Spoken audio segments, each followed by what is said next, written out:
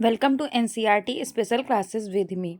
हम इस सीरीज़ में पॉलिटी के कुछ इंपॉर्टेंट क्वेश्चंस की प्रैक्टिस कर रहे हैं। उसी सीरीज़ को आगे बढ़ाते हुए हम आगे भी आज आगे के कुछ क्वेश्चंस की प्रैक्टिस करेंगे। ये सभी क्वेश्चंस बहुत इंपॉर्टेंट हैं और सभी पेपर्स में लगभग पूछे जाते हैं। हम जितने भी क्वेश्चंस की प्रैक्टिस करते हैं ये सभी एनसीईआरटी बुक पर आधारित क्वेश्चंस हैं। चलिए देखते हैं पहला क्वेश्चन। पहले क्वेश्चन में दिया है, निम्नलिखित कथनों पर विचार कीजिए। पहला कथन है, नागरिक वह व्यक्ति होता है जो अपने देश में अधिकारों का उपभोग करता है किंतु कर्तव्यों का निर्वाह करने के लिए बाध्य नहीं है। ये गलत है। नागरिक वह होता है जो अपने देश में अधिकारों का उपभोग करता है किंतु कर्तव्यों का निर्वाह करने के लिए भी बाध्य होता है, इसलिए पहला ऑप्शन हमारा गलत हो जाएगा। दूसरा क्वेश्चन है, भारत में निवास करने वाला प्रत्येक व्यक्ति भारत का नागरिक है। ये ऑप्शन भी हमारा गलत है कि भारत में निवास करने वाला प्रत्येक व्यक्ति भारत का नागरिक हो। ये जरूरी नहीं हो सकता है। कुछ विदेशी भी हमारे देश में निवास कर रहे हो तो वे भारत के नागरिक नहीं होते हैं। तो इसलिए हमें उपयुक्त में से कौन सा कथन सत्य है, हमें सत्य कथन की खोज करनी थी। तो ऑप्शन नंबर डी हमारा सही होगा, ना तो एक ना ही दो। चलिए अगला क्वेश्चन देखते हैं। अगला क्वेश्चन है, भारतीय संविधान में नागरिकता के बारे में क्या सही नहीं है। हमें इसमें खोज करना है। इस ऑप्शंस में से 4 ऑप्शंस दिए हैं, इनमें से ढूंढना है कि नागरिकता के बारे में क्या सही नहीं है। तो पहला ऑप्शन दिया, भारतीय संविधान में नागरिकता का प्रावधान भाग 2 में है। जी हाँ, बिल्कुल सही है ये। हमारा संविधान के भाग 2 में नागरिकता का उल्लेख किया है। आर्टिकल 5 से 11 में, आर्टिकल 5 से संविधान के भाग 2 और आर्टिकल 5 से 11 में नागरिकता का उल्लेख है। अगला ऑप्शन दिया है, भारतीय नागरिक वह है जो अपने देश में स्थायी रूप से रहता है। जी हाँ, बिल्कुल सही है। भारतीय नागरिक वह है जो अपने देश में स्थायी रूप से रहता है। अगला ऑप्शन दिया, किसी अन्य देश की नागरिकता ग्रहण करने पर भी भारत की नागरिकता बची रहती है। जी नहीं, बिल्कुल गलत है। किसी देश की नागरिकता ग्रहण करने पर भारत की नागरिकता अपने आप समाप्त हो जाएगी। इसलिए हमें ढूंढना था कौन सा ऑप्शन सही नहीं है। अगला कोई ऑप्शन दिया, भारत कुछ प्रावधानों में किसी व्यक्ति की नागरिकता समाप्त कर सकती है। जी हाँ, ये भी ऑप्शन हमारा बिल्कुल सही है। कुछ प्रावधानों में भारत किसी भी व्यक्ति की नागरिकता समाप्त कर सकती है। तो हमें इसमें ढूंढना सा कौन सा कथन सही नहीं है नागरिकता के संबंध में। तो ऑप्शन नंबर सी हमारा सही नहीं है। तो इसलिए हमारा ऑप्शन नंबर सी आंसर हो जाएगा। आंसर हमारा होगा ऑप्शन नंबर सी, यानी कि किसी अन्य देश की नागरिकता ग्रहण करने पर भी भारत की नागरिकता बची रहती है। यह ऑप्शन हमारा बिल्कुल गलत है। चलिए अगला क्वेश्चन देखते हैं। अगले क्वेश्चन में दिया, कोई व्यक्ति निम्नलिखित में से किस आधार पर भारत की नागरिकता प्राप्त कर सकता है। ऑप्शन नंबर 1 जन्म, ऑप्शन नंबर बी वंश परंपरा, ऑप्शन नंबर सी पंजीकरण, चौथा देशीकरण, पांचवा किसी भू क्षेत्र के राज्य क्षेत्र में सम्मिलित होने पर। तो हमारा ऑप्शन नंबर डी सही हो जाएगा, क्योंकि इन 5 प्रकार से कोई भी व्यक्ति भारत की नागरिकता प्राप्त कर सकता है। भारतीय नागरिकता अधिनियम 1955 के अंतर्गत कुछ नागरिकता संबंधी प्रावधान किए गए हैं, जिसमें भारतीय नागरिकता प्राप्त करने के 5 प्रकार दिए गए हैं। पहला है जन्म, दूसरा वंश परंपरा से, तीसरा पंजीकरण, चौथा देशीकरण या प्राकृतिक रूप से, और पांचवा है किसी भू क्षेत्र के राज्य क्षेत्र में सम्मिलित होने पर। तो हमारा ऑप्शन नंबर डी सही हो जाएगा। ये सभी यानी भारतीय नागरिकता प्राप्त करने के ये सभी प्रकार है, जिनके प्रकार से कोई भी व्यक्ति भारत की नागरिकता प्राप्त कर सकता है। अगला क्वेश्चन है, भारत में नागरिकता की निम्नलिखित विशेषताओं में से कौन सी सही है। राज्य तथा राष्ट्र की दोहरी नागरिकता बिल्कुल गलत है। राज्य और राष्ट्र की अलग अलग नागरिकता नहीं है। भारत में रहने वाले प्रत्येक व्यक्ति की बस एक ही नागरिकता है, वह है भारतीय। राज्य की एकल नागरिकता, ये भी गलत है। संपूर्ण भारत की एकल नागरिकता, ये ऑप्शन हमारा सही, ऑप्शन नंबर सी संपूर्ण भारत की एकल नागरिकता। भारत तथा अन्य देश की दोहरी नागरिकता, ये भी गलत है। तो हमारा ऑप्शन नंबर सी सही है, संपूर्ण भारत की एकल नागरिकता। भारत में रहने वाले सभी व्यक्तियों की केवल एक ही नागरिकता है और वह है भारतीयता। चलिए अगला देखते हैं। अगला क्वेश्चन दिया है, निम्नलिखित कथनों पर विचार कीजिए।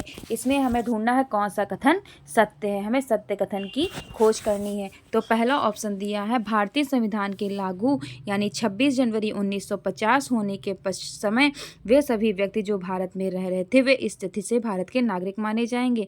जी हाँ, बिल्कुल सही है। 26 जनवरी 1950 को संविधान लागू होने के समय जो भी व्यक्ति भारत में रह रहे थे वे सभी इस तिथि से भारत के नागरिक माने गए। अगला ऑप्शन दिया, कोई विदेशी व्यक्ति भी भारतीय नागरिकता अर्जित कर सकता है बशर्ते वह भारत में 5 वर्ष से अधिक समय से रह रहा हो तथा भारतीय संविधान के अनुसार कुछ शर्तों को पूरा करता हो।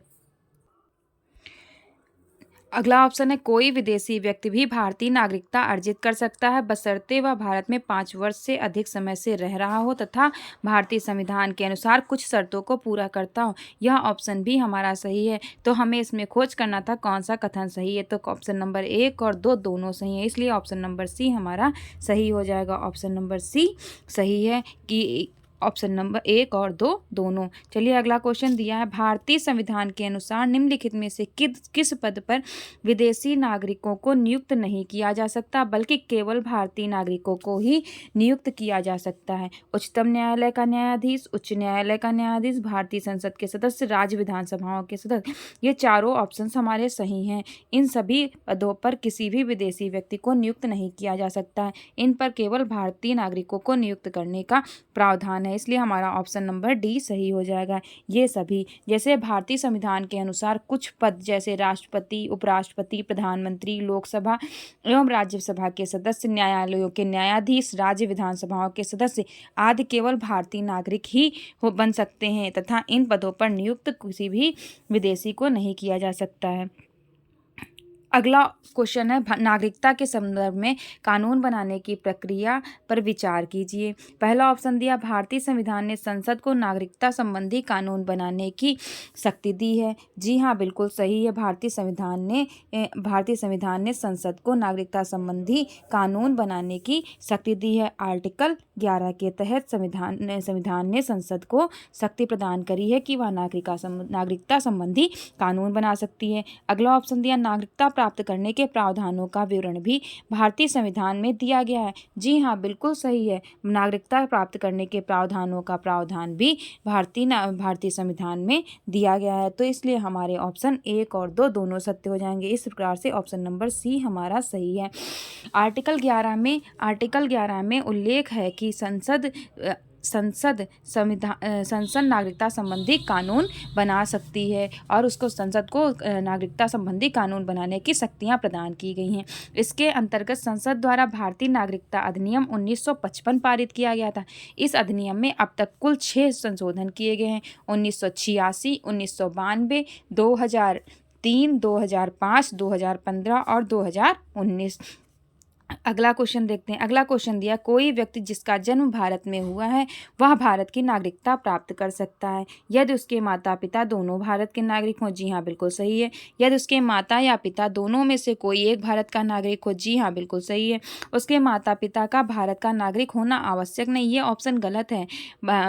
भारतीय नागरिकता अधिनियम 1955 के अंतर्गत कोई व्यक्ति जिसका जन्म भारत में हुआ है उसके माता पिता दोनों या माता या पिता में से दोनों में से किसी एक का भारतीय नागरिक होना जरूरी है, आवश्यक है। तभी उस व्यक्ति को जिसका जन्म भारत में हुआ उसे भारत की नागरिकता प्राप्त होगी। तो इसलिए हमारा ऑप्शन नंबर सी 1 और 2 दोनों सत्य हैं, क्योंकि हमें इसमें कौन सा कथन सत्य है की खोज करनी थी। अगला क्वेश्चन दिया है, भारत का एक नागरिक अपनी नागरिकता से वंचित हो सकता है यदि वह भारतीय नागरिकता का परित्याग करता है। जी हाँ। स्वेच्छा से अन्य देशों की नागरिकता ग्रहण करता है। जी हाँ। किसी अन्य देश के नागरिक से विवाह करता है, ये गलत है। यदि व्यक्ति सरकार की आलोचना करता है, ये भी गलत है। तो हमें उपर्युक्त में से कौन सा कथन सत्य है। तो हमारे 1 और 2 यानी ऑप्शन नंबर सी सत्य हो जाएगा। नागरिकता संबंधी जो विधेयक अधिनियम था, भारतीय नागरिकता अधिनियम 1955 के तहत कोई किसी व्यक्ति की नागरिकता छीनी जा सकती है यदि वह संविधान के प्रति अनादर दिखाए, नागरिकता गलत तरीके या फर्जी तरीके से प्राप्त की गई हो और युद्ध के दौरान वह शत्रुओं की मदद करे, तो उस समय व्यक्ति की नागरिकता भारतीय होने की नागरिकता उस व्यक्ति से छीनी जा सकती है। तो इसलिए हमारा ऑप्शन नंबर सी सही हो जाएगा। 1 और 2 दोनों। इसी के साथ नागरिकता संबंधी हमारे क्वेश्चंस यहीं पर समाप्त होते हैं।